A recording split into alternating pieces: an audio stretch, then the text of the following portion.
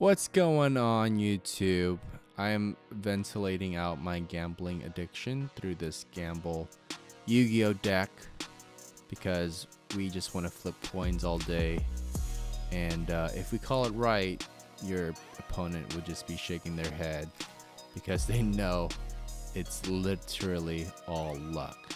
So this deck obviously revolves around this card's second coin toss, and you're essentially just getting free coin tosses if it doesn't go the way you want it to with this card. So let's get into the monsters real quick here. Blowback Dragon. You can destroy any card as long as you get 2 heads out of the 3 coins you toss. So one of the best coin flipping cards in the GOAT game. Gumo, which is nice because you don't need to rely on the flipping coin to get the attack to go through. However, you do need to rely on it to save your life points from being chopped in half. Suzuki Samurai is probably one of the best coin flipping cards in the deck because whether he attacks a face down defense, he can destroy it like a Mystic Swordsman kind of effect if you call it right, or if he's attacked and while he's face down, his effect would go off all the same. So it can be almost like a man-eater bug when they attack into him. Time Wizard has the flipping effect as well. He's kind of weak, which is why I only run one of him, but he can potentially clear out their field like a lightning vortex. Stone Statue of the Ancient works very well with Fairy Box if you get this combo to go through. So if they attack into Stone Statue, they'll lose double the battle damage if they have less than his defense.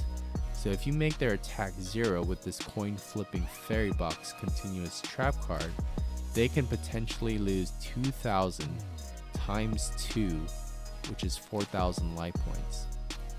So not only can they lose life points by that combo here, but if you use Don Zalug with Fairy Box, they can lose life points by, of course, attacking 0 into 1400 Don Zalug, and his effect would go off and make them discard a random card in their hand. In addition to that, when they think it's safe to attack Don Zalug, you just Fairy Box him.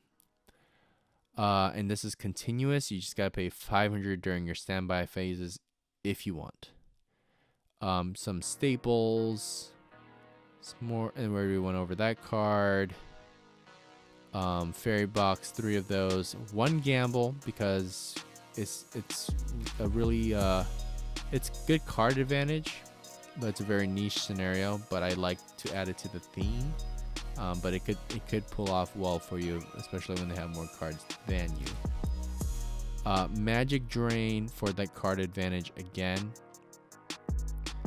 Magic Cylinder, just to, in case you are not too far off from finishing them off, you can just get them for some effect damage here. And then some more staples here, and then some Dust Tornado. So feel free to interchange what cards you see fit into this deck.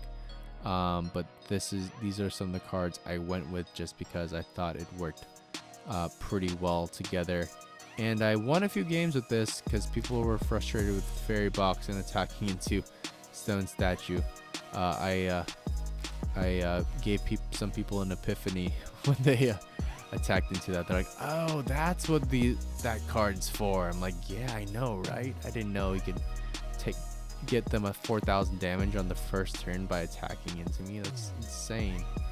But again, like I said, it has to be, you have to call it right, or that it literally does nothing. But I mean, with the second coin toss, it'll help with your odds. And yeah, I mean, it's a fun deck. It's recreational. Have a good time with it. If you lose, then at least you might have had a good time. And you hopefully didn't lose any money in the meanwhile. So thanks again, thanks you guys for watching, and I'll see you in the next video.